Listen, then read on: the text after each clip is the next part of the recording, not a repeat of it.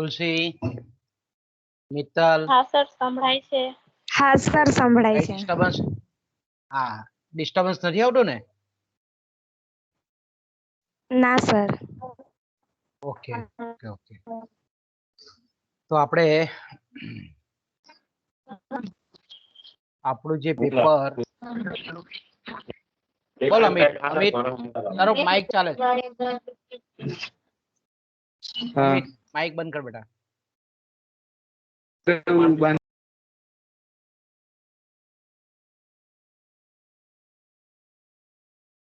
Okay, તો આપણે last time આપણું જે પેપર 10 છે,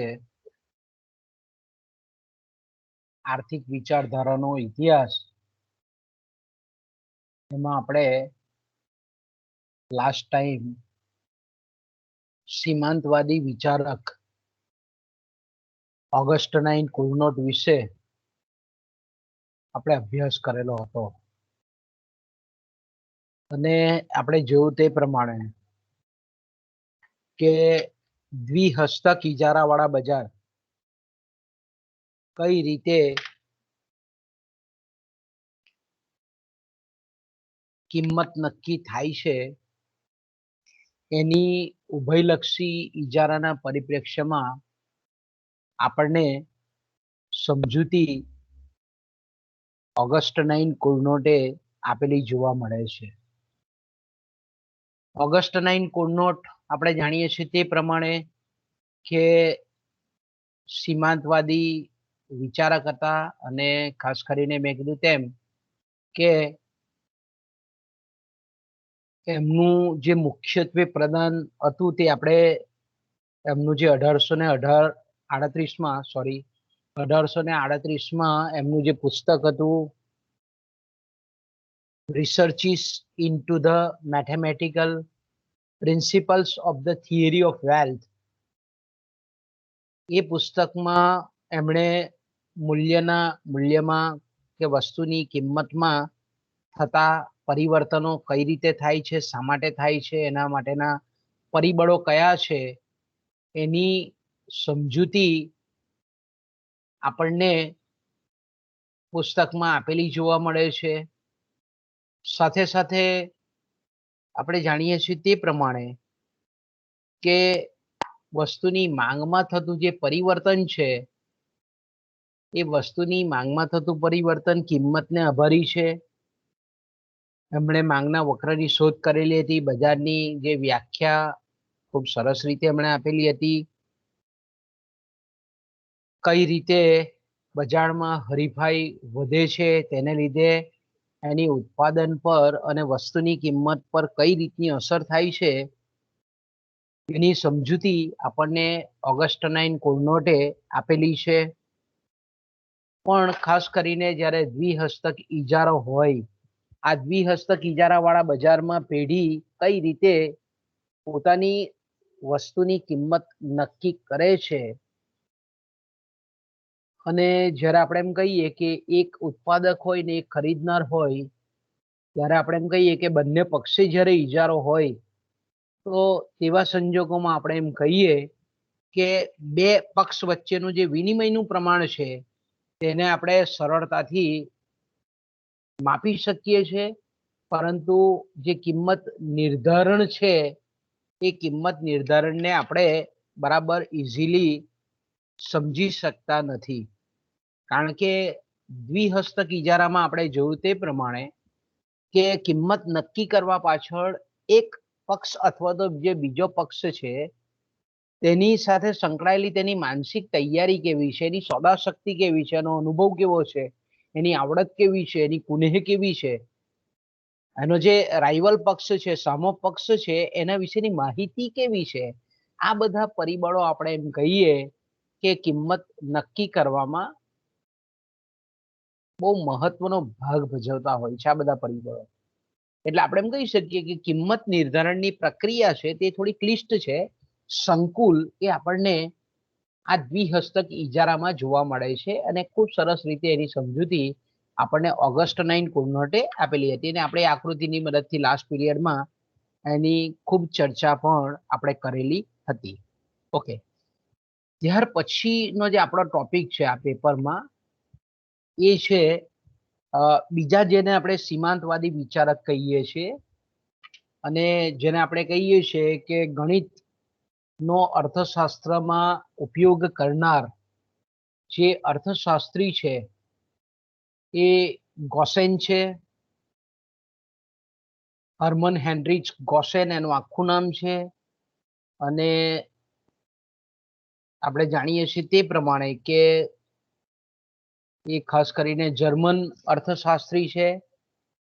એની જે રાષ્ટ્રીયતા છે પ્રુશિયન છે, ઓરશિયન. પછી એમનું જે શિક્ષણ છે તે ખાસ કરીને મેં કીધું તેમ કે બોન યુનિવર્સિટીમાં થી મેળવેલું છે. એમનો જો જીવન પરિચય આપણે ટૂંકમાં જોઈએ તો આપણે એમ કહી શકીએ કે 7મી સપ્ટેમ્બર 1810 એ જર્મનીનું જે ડ્યુરેન છે ત્યાં એમનો જન્મ થયેલો હતો.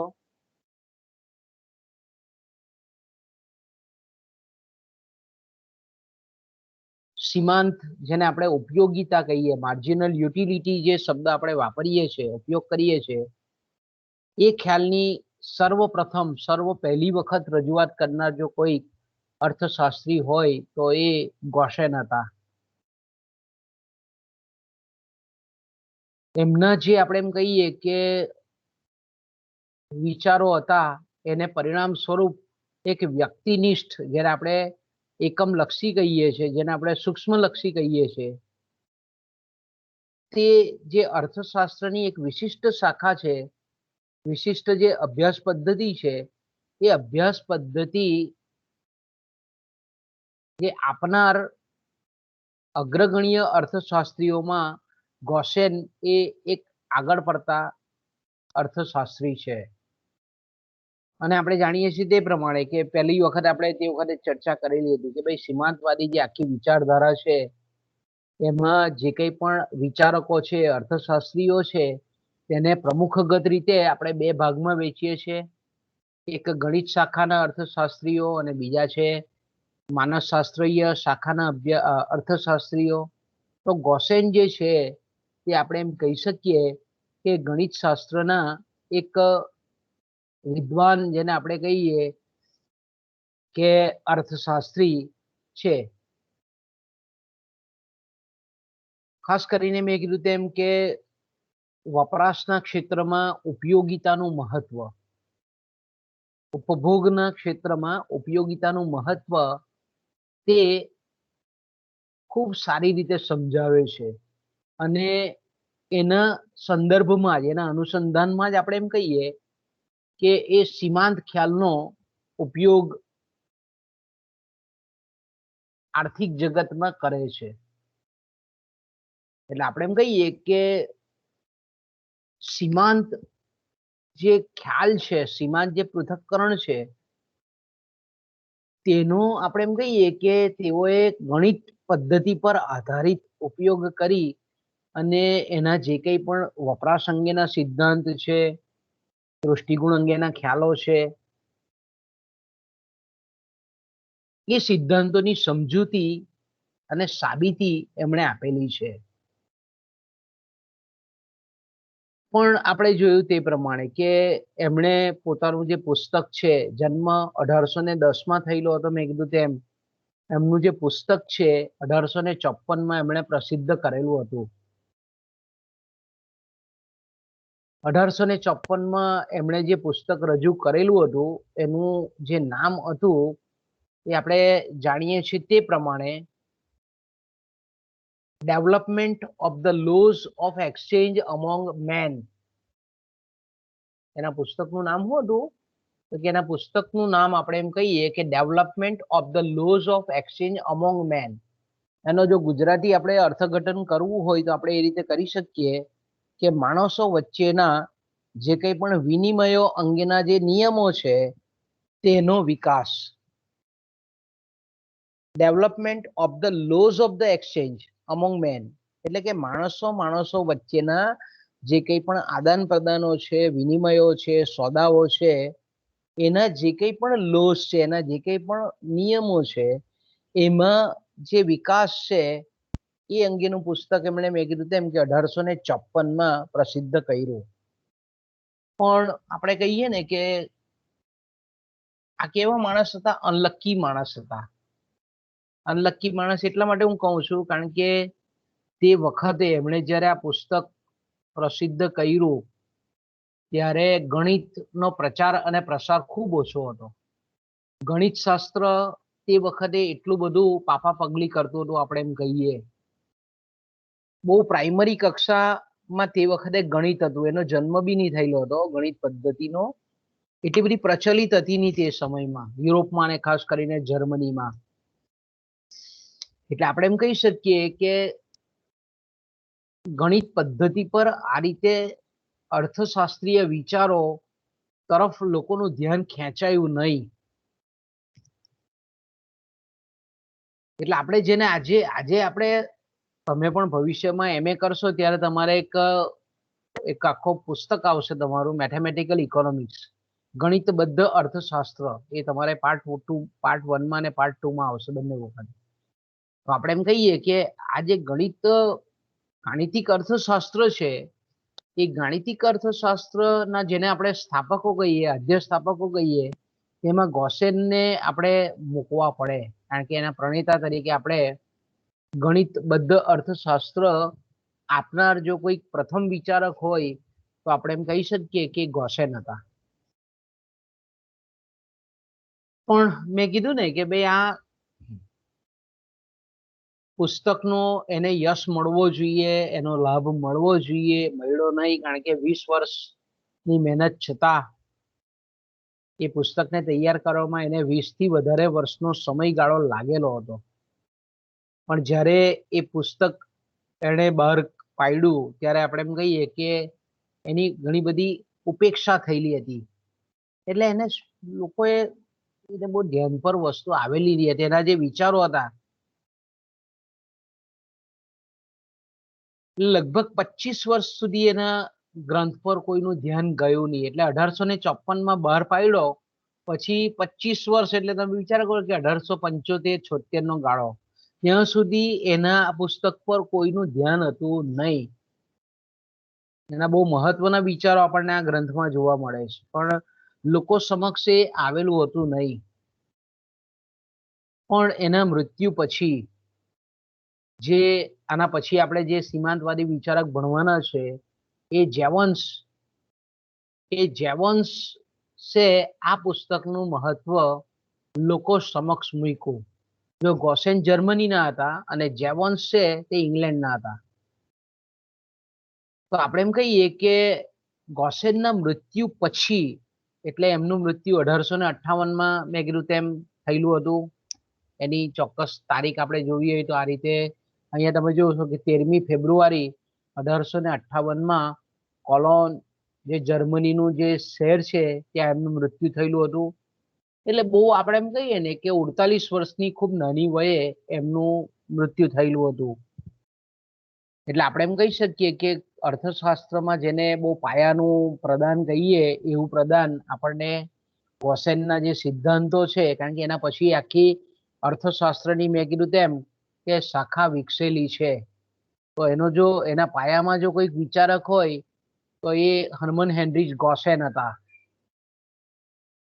તો મેં કીધું તેમ કે ભાઈ એમણે એનો જે ગ્રંથ બહાર પાડેલો હતો ત્યારે લોકોનું ધ્યાન ગયેલું નહીં હતું. કારણ કે એક વખત એવું કોઈ ઇન્સિડન્ટ બન્યો, એવો બનાવ બન્યો કે જેવન્સના મિત્ર એડમ્સન, જેવન્સના એક ફ્રેન્ડ હતા એડમ્સન, અને એ એડમ્સન આપણે એમ કહીએ કે ઇંગ્લેન્ડની જેને આપણે બ્રિટિશ મ્યુઝિયમ કહીએ છીએ, બ્રિટિશ મ્યુઝિયમમાં કંઈક એડમ્સન કામ કરતા હતા અને એના હાથમાં આ ગોસેનનું જર્મન ભાષાનું પુસ્તક હાથમાં આવ્યું. એટલે એડમ્સન એ ઇંગ્લેન્ડના જોયન્સના ખાસ મિત્ર હતા.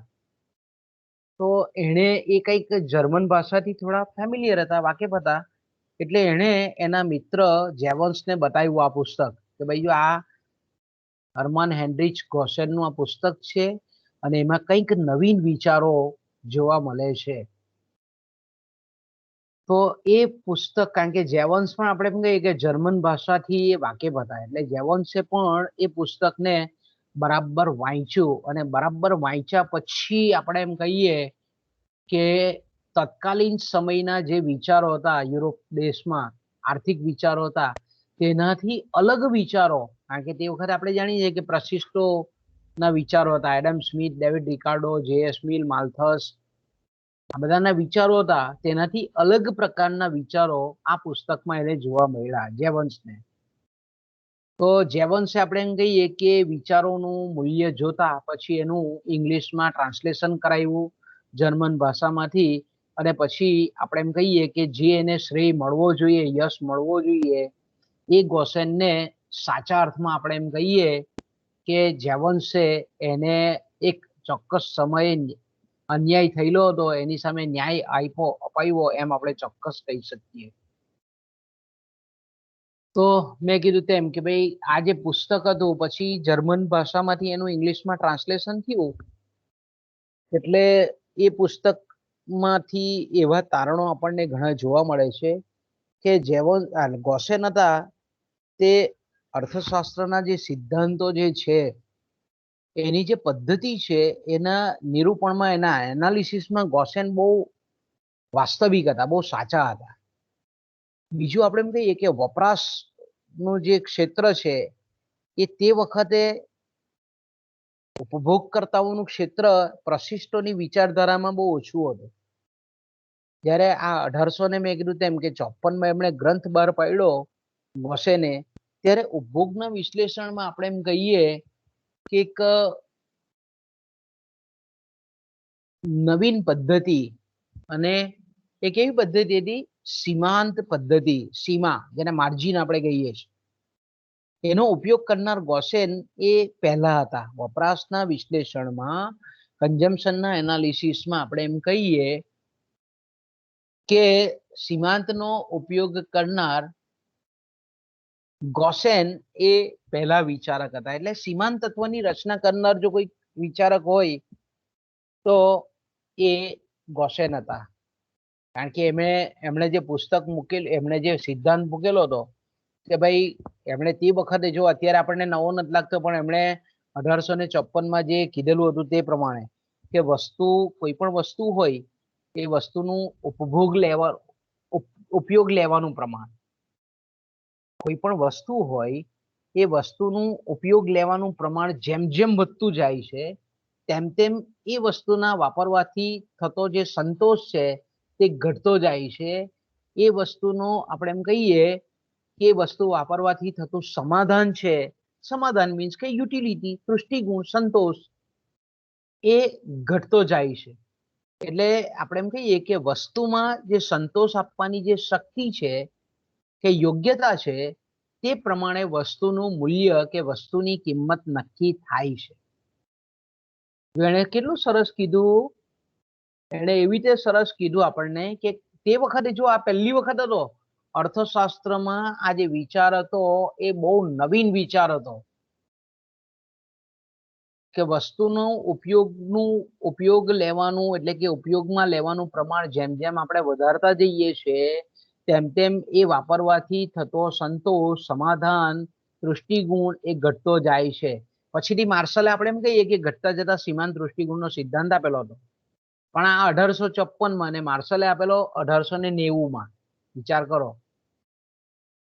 તો આપણે એમ કહીએ કે ખૂબ નવીન, અને કારણ કે તે વખતે વિચારો આવા નહીં હતા, પણ આ ગોસેને પહેલા વિચારો આપેલા હતા.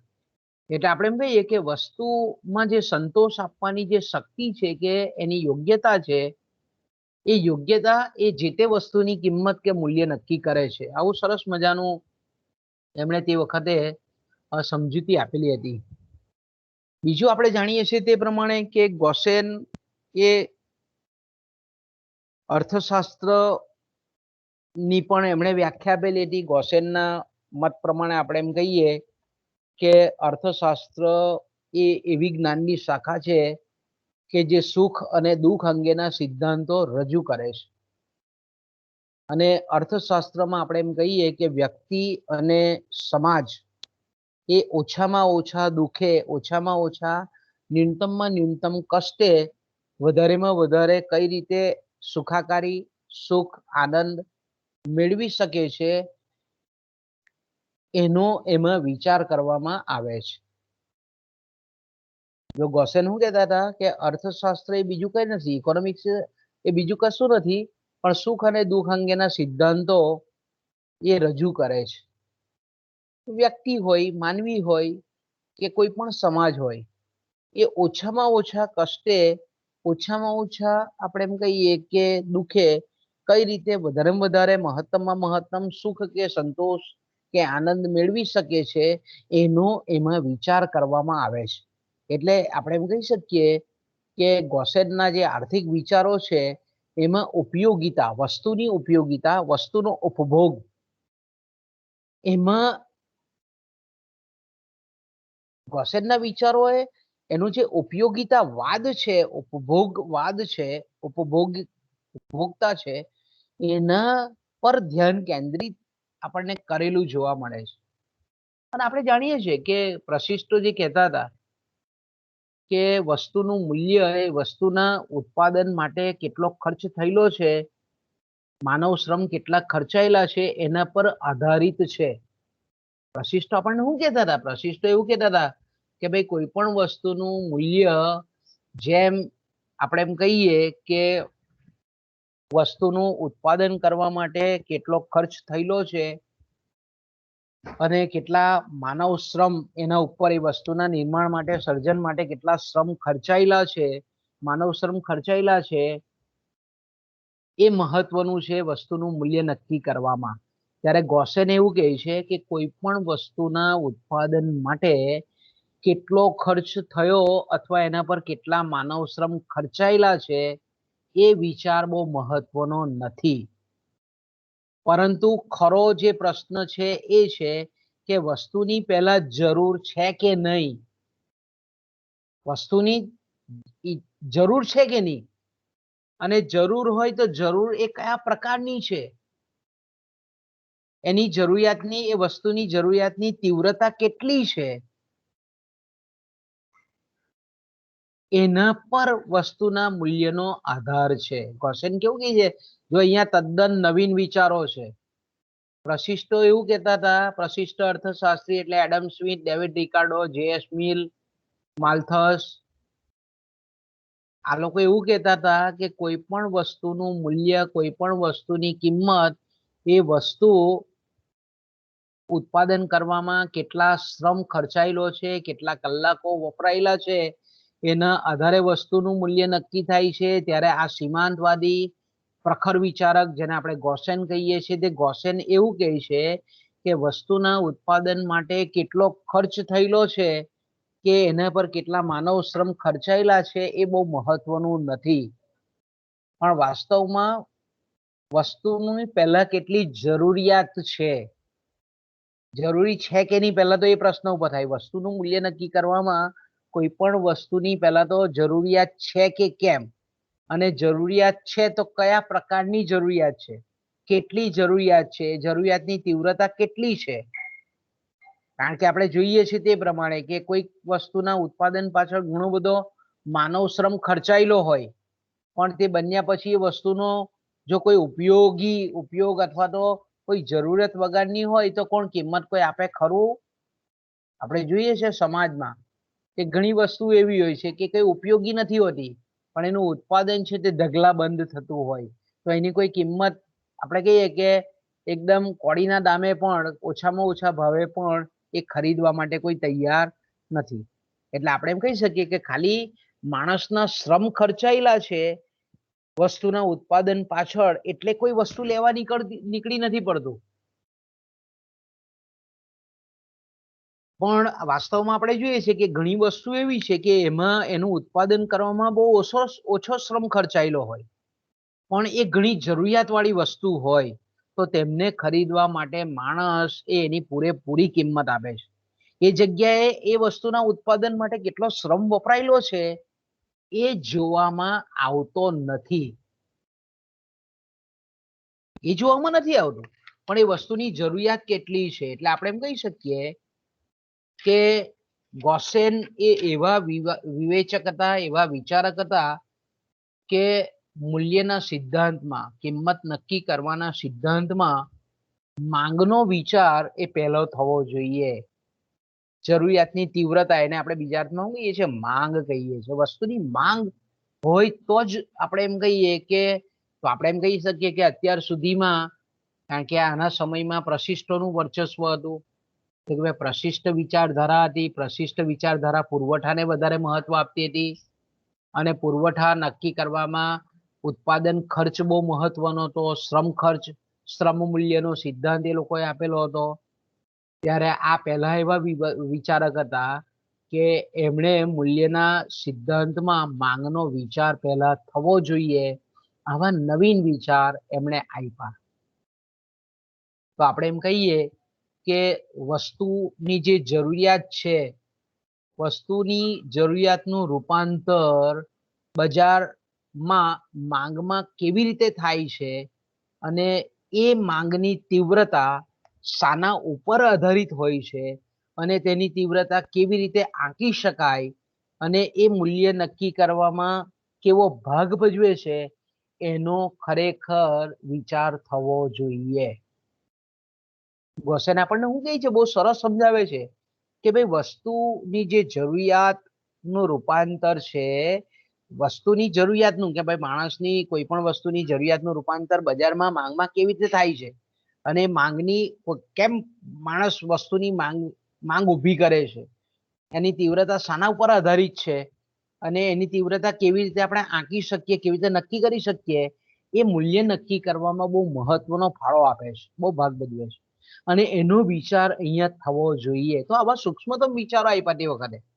તો અહીંયા તમે જોઈ શકો છો કે ભાઈ માંગ જે છે, વસ્તુ પ્રાપ્ત કરવાની તીવ્રતા છે, વસ્તુની અંદરની જે ઉપયોગિતા છે, અને એ ઉપયોગિતા અનુસાર જ્યારે વસ્તુનો ઉપભોગ કરવામાં આવતો હોય, ત્યારે આ બધા જે પરિબળો છે કે વસ્તુની જે જરૂરિયાત જે છે એનું રૂપાંતર માંગમાં કઈ રીતે થાય છે, તો આમાં આપણે બહુ સૂક્ષ્મતાથી વિચારીએ તો આપણે એમ કહી શકીએ કે આમાં માણસના આત્મલક્ષી વલણો કામ કરતા હોય છે.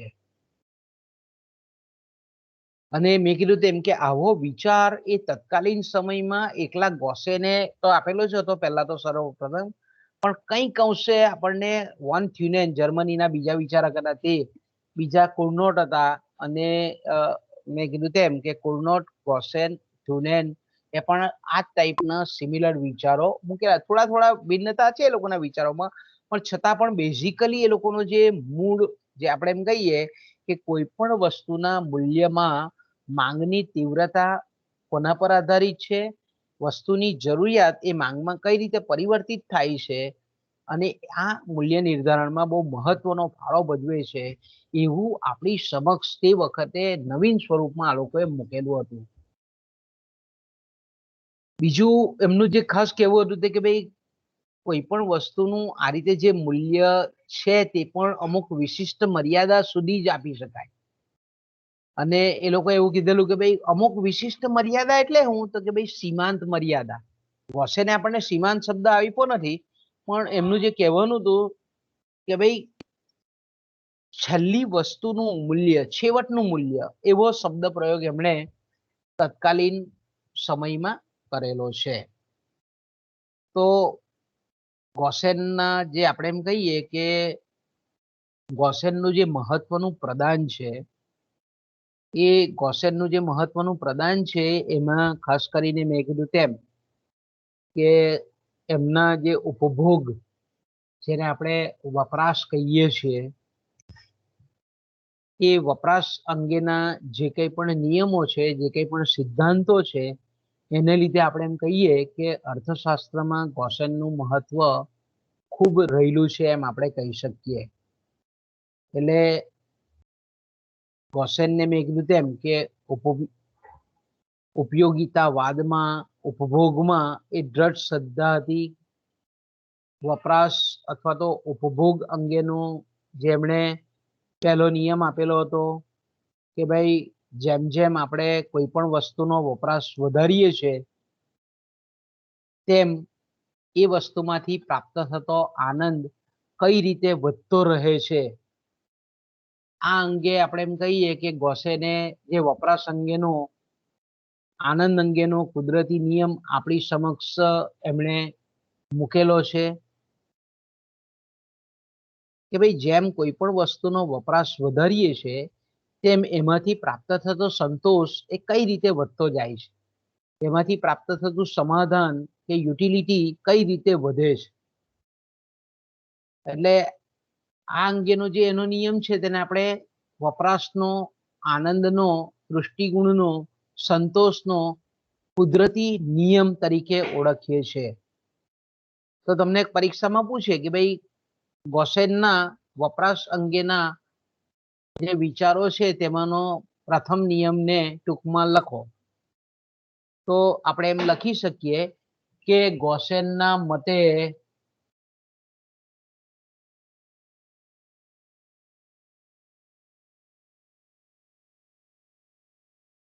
ગોસેનના મતે એક જ પ્રકારનો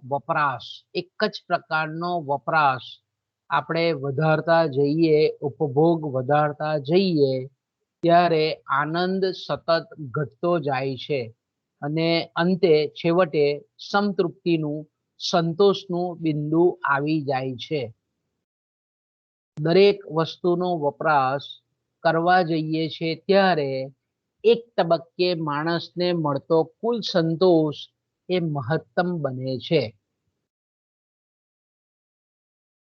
તો અહીંયા આપણને ગોસેન શું કહે છે કે એક જ પ્રકારનો વપરાશ વધારતા જઈએ છીએ ત્યારે આનંદ છે તે સતત ઘટતો જાય છે અને છેવટે સંતૃપ્તિનું બિંદુ આવી જાય છે દરેક ચીજનો ઉપભોગ કરવા જઈએ છીએ ત્યારે એક તબક્કે માણસને મળતો કુલ સંતોષ મહત્તમ બને છે આ તબક્કે માણસ કેટલી ઝડપથી કેટલી ત્વરાથી પહોંચશે તેનો આધાર વપરાશ કેટલી ઝડપથી કરવામાં આવે છે એના ઉપર નિર્ભર છે જો આપણે એમ કહીએ કે ધીમે ધીમે વપરાશ કરવામાં આવે ઉપભોગ કરવામાં આવે તો માણસનું મહત્તમ સંતોષનું બિંદુ એ ધીમેથી આવશે મોડેથી પહોંચશે પણ એક વખત આપણે એમ કહીએ કે કોઈ પણ માણસે મહત્તમ સંતોષ પ્રાપ્ત કરી લીધો હોય અને ત્યાર પછી જો વધારાનો ઉપભોગ કરવામાં આવે તો માણસને મળતો કુલ સંતોષ ઘટશે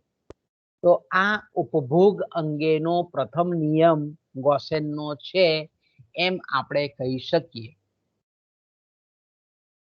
બોલો બાળકો આમાંથી તમને શું ખબર પડી હું બોલી ગયો તેમાં કંઈક તમને ખબર પડી ખરી કોઈ મને જવાબ આપો ચાલો કોઈને સમજણ પડી કે નથી પડી બાળકો શું સમજણ પડી ગોસેનનો જે પ્રથમ નિયમ છે તેમાં ખબર પડે છે બાળકો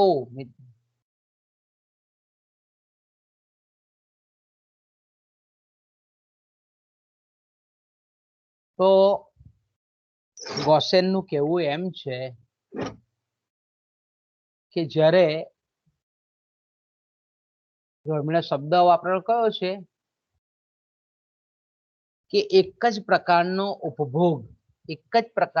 ઉપભોગ વધારતા જઈએ ત્યારે બરાબર શું કહે છે ગોસેન આપણને શું કહે છે કે એક જ પ્રકારનો વપરાશ ઓકે એટલે દાખલા તરીકે આપણે એમ કહીએ કે આનું જો સ્પષ્ટતા કરવી હોય તો આપણે એ રીતે કરી શકીએ કે ધારો કે હમણાં બરાબર પોણા 2 થયેલા છે બરાબર અને તમને બરાબરની ભૂખ લાગી છે ઓકે તમારા આપણે કહીએ છીએ કે ઘરમાં જે કંઈ પણ વડીલ છે મધર છે એમણે રોટલી કે રોટલા બનાવેલા છે ઓકે હવે રોટલા એક જ લોટમાંથી બનાવેલા છે કમ્પ્લીટ એક જ ઘઉંના હોય તો ઘઉંની રોટલી સમાન છે જુવાર હોય તો જુવારના રોટલા બાજરી હોય તો બાજરીના મકાઈ હોય તો મકાઈના એક જ સમાન ગુણવત્તાવાળા છે તમને ભૂખ લાગેલી છે બરાબરની ભૂખ લાગેલી છે તો આપણે એમ કહીએ કે તમે જમવા માટે બેઠા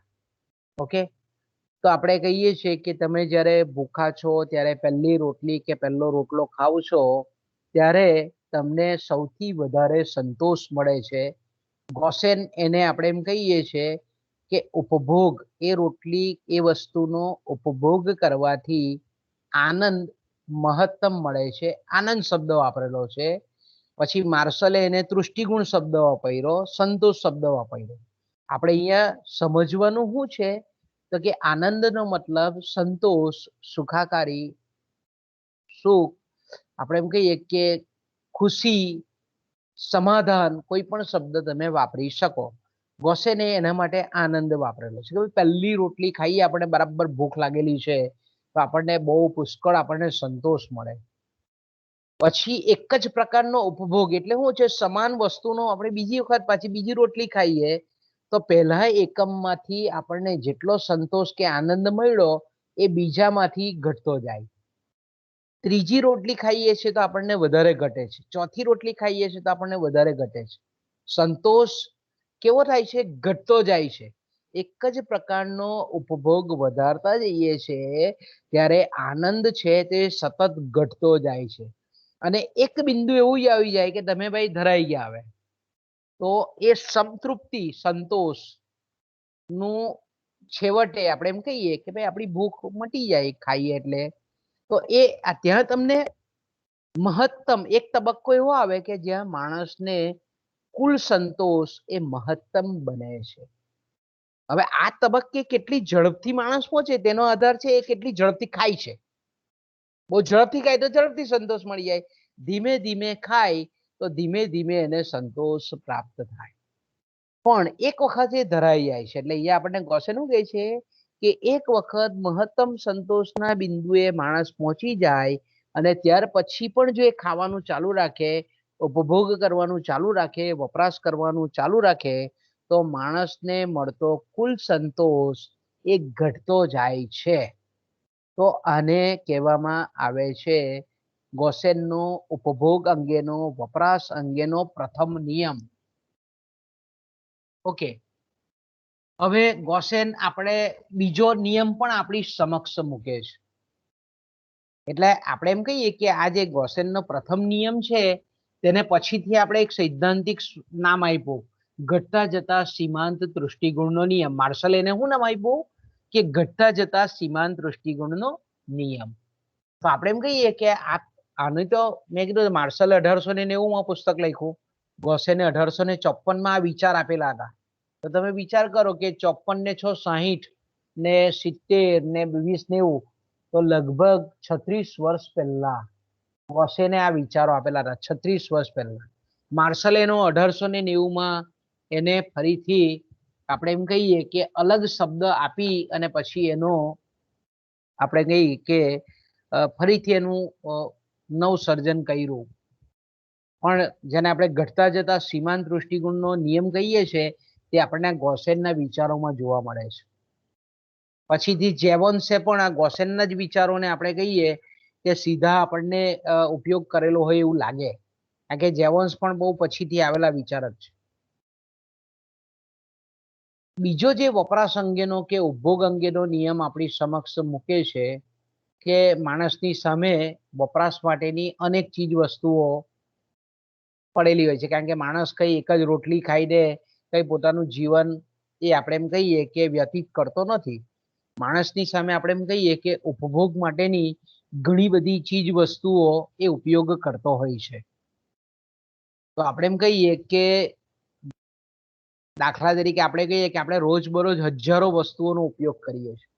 તો આપણે એમ કહીએ કે આ હજારો વસ્તુઓનો જ્યારે આપણે ઉપયોગ કરીએ છીએ તો આ બધી વસ્તુઓમાંથી ઉપયોગ જ્યારે આપણે કરતા હોઈએ છીએ તો દરેક વસ્તુમાંથી આપણને સંતોષનું બિંદુ ક્યારે મળે,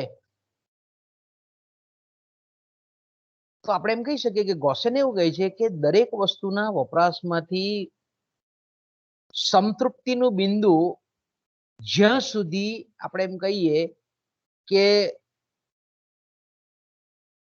એ વસ્તુનો વપરાશ કરવાથી દરેક વસ્તુમાંથી પ્રાપ્ત થતો જે સંતોષ છે તે દરેક વસ્તુના સંદર્ભમાં મહત્તમમાં મહત્તમ બને.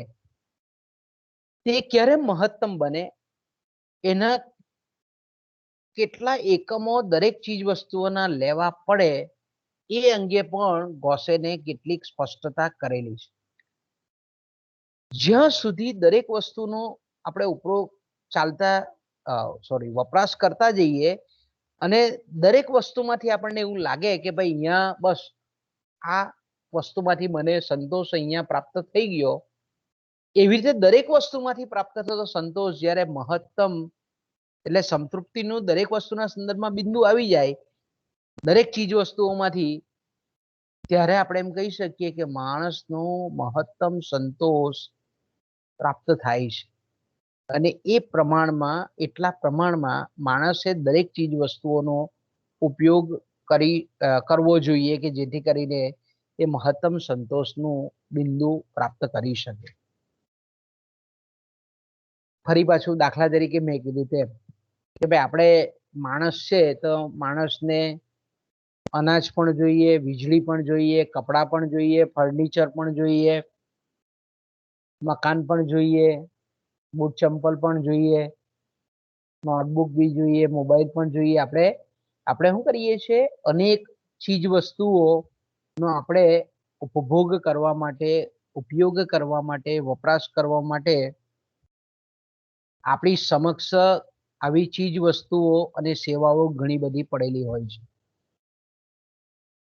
પણ મેં કીધું તેમ કે આટલી બધી વસ્તુઓ જ્યારે આપણે વાપરતા હોઈએ તો મહત્તમ આપણે, કારણ કે માણસ એ તર્કબદ્ધ વર્તન કરે છે, બુદ્ધિપૂર્વકનું વર્તન કરે છે, એટલે આપણે એમ કહી શકીએ કે દરેક વસ્તુમાંથી આપણે એમ કહીએ કે દરેક વસ્તુની જે સંતોષ આપવાની જે આપણે એમ કહીએ કે ઉપયોગિતા છે તે અલગ અલગ છે. તો દરેક વસ્તુનો ઉપયોગ કરવાથી એમાંથી પ્રાપ્ત થતી ઉપયોગિતા છે, એ ઉપયોગિતામાંથી મહત્તમમાં મહત્તમ સંતૃપ્તિનું બિંદુ આવે ત્યાં સુધી એ વસ્તુનો ઉપભોગ કરવો જોઈએ. અને એ જગ્યાએ આપણે એમ કહીએ કે એનો ઉપયોગ બંધ કરવો જોઈએ કે દરેક ચીજ વસ્તુઓમાંથી અને સેવાઓમાંથી એક સમાન સંતોષ પ્રાપ્ત થાય. અને એક સમાન સંતોષ પ્રાપ્ત થાય દરેક ચીજ વસ્તુઓના વપરાશના એકમોમાંથી, ત્યારે આપણે એમ કહી શકીએ કે માણસ જે છે તેને સૌથી વધારેમાં વધારે સંતોષ પ્રાપ્ત થાય છે. તો આ રીતે આપણી સમક્ષ મેં કીધું તેમ કે ઉપભોગનો વપરાશનો બીજો નિયમ આપેલો છે. પછી માર્શલે એના પરથી મેં કીધું તેમ કે જેને આપણે સમસીમાંતનો સિદ્ધાંત કહીએ છીએ, સમસીમાંત દૃષ્ટિકોણનો સિદ્ધાંત કહીએ. માર્શલે પછી શું કર્યું કે દરેક વસ્તુની કિંમત આપણે જે ચૂકવીએ છીએ અને એ વસ્તુમાંથી પ્રાપ્ત થતો સીમાંત દૃષ્ટિકોણ છે, એ દરેક વસ્તુની કિંમત અને એમાંથી પ્રાપ્ત થતો સીમાંત દૃષ્ટિકોણ એ સર્વ ચીજ વસ્તુઓમાંથી જ્યારે ઇક્વલ થાય, સમાન થાય, ત્યારે મહત્તમ સંતોષ એ માણસને મળે છે. આવું માર્શલે આપણને સમસીમાંત દૃષ્ટિકોણના સિદ્ધાંત પરથી આપણને સમજાવેલું છે. તો પણ એના બીજ આપણને અહીંયા જોવા મળે છે. એના વિચારો આપણે ગોસેને આપેલા હતા કે ભાઈ દરેક વસ્તુમાંથી પ્રાપ્ત થતો સંતોષ કોઈક વસ્તુના એકમો વધારે લેવાથી આપણને પ્રાપ્ત થાય, કોઈક વસ્તુના ઓછા એકમો લેવાથી પ્રાપ્ત થાય, પણ દરેક ચીજ વસ્તુમાંથી પ્રાપ્ત થતો દૃષ્ટિકોણ જ્યારે સમાન થાય ત્યારે મહત્તમ સંતોષની અનુભૂતિ થાય. તો આપણે એમ કહી શકીએ કે પહેલો જે સિદ્ધાંત છે વપરાશ અંગેનો, એ મેં કીધું તેમ કે ઘટતી જતી ઉપયોગિતા, એને આપણે ઘટતા જતા દૃષ્ટિગુણના સંદર્ભમાં મૂકી શકીએ. અને બીજો જે છે તેને આપણે સમસીમાંત દૃષ્ટિગુણ કે ઉપયોગિતાના નિયમોના સંદર્ભમાં આપણે એને મૂકી શકીએ. પણ મેં કીધું તેમ કે પછી માર્શલે એની જે એમના જે વિચારો છે એમાં રહેલી જે નબળાઈઓ છે, ત્રુટીઓ છે, તેને એને વ્યવસ્થિત સ્વરૂપમાં આપણી સમક્ષ મૂકેલી છે. પણ એના મેં જે કીધું તે પ્રમાણે કે માર્શલના જે ઘટતા જતા સીમાંત દૃષ્ટિગુણના આણે શબ્દ વાપરેલો છે ઘટતી જતી ઉપયોગિતા, અને બીજો શબ્દ વાપરેલો છે સમસીમાંત ઉપયોગિતા. એમણે ઘટતા જતા સીમાંત દૃષ્ટિગુણ અને સીમાંત ઉપયોગિતાના સંદર્ભમાં માર્શલે સિદ્ધાંતો આપેલા છે. ગોસેનનો જે ત્રીજો વપરાશનો નિયમ છે તે કે ગોસેન આપણી સમક્ષ એવું કહે છે કે ભાઈ એને આપણે વપરાશનો ત્રીજો નિયમ કહીએ છીએ કે નવી નવી જો આપણે એમ કહીએ કે આનંદ મેળવવાની રીતો શોધાય એટલે ઉત્પાદનની નવી નવી પદ્ધતિ શોધાય અથવા તો આપણે એમ કહીએ કે જૂની જે પદ્ધતિ છે એનો વિસ્તાર થાય તો આપણે એમ કહી શકીએ કે કુલ આનંદ વધારવાની શક્યતા ઉપસ્થિત થાય છે. તો આપણે એમ કહી શકીએ કે ટૂંકમાં આપણે એમ કહીએ કે વસ્તુની જે ગુણવત્તા છે, વસ્તુના જે એકમો છે એમાં જો આપણે એમ કહીએ કે પરિવર્તન કરવામાં આવે, એને ઉત્પાદન કરવામાં પણ જો પરિવર્તન આવે તો આપણે એમ કહી શકીએ કે માણસનો જે સંતોષ છે, માણસને જે વસ્તુ વાપરવાથી જે ઉપભોગ કરવાથી જે આનંદ પ્રાપ્ત થાય છે એને વધારવાની શક્યતા દેખાય છે. એટલે આપણે એમ કહી શકીએ કે ગોસેનના જે વિચારો છે એમાં જે ભૌતિક સુખાકારી છે એમાં માનવીની જે ઈચ્છાઓ છે, માનવી જે ડિઝાયર છે, માનવીની જે આકાંક્ષાઓ છે એ પ્રમુખ સ્થાને છે, કેન્દ્ર સ્થાને હોય છે અને એને ધ્યાનમાં રાખીને એને આધીન રહીને જ માણસ એ ખર્ચ કરતો હોય છે, આવું આપણને ગોસેન કહે છે. તો બાળકો અહીંયાથી આપણે અટકીએ, પછી પાછો ટીવાય નો મારો લેક્ચર છે એટલે આપણે અહીંયાથી આપણી મીટિંગને પૂર્ણ કરીએ. હવે પાછા આપણે મંગળવારે ભેગા થઈએ.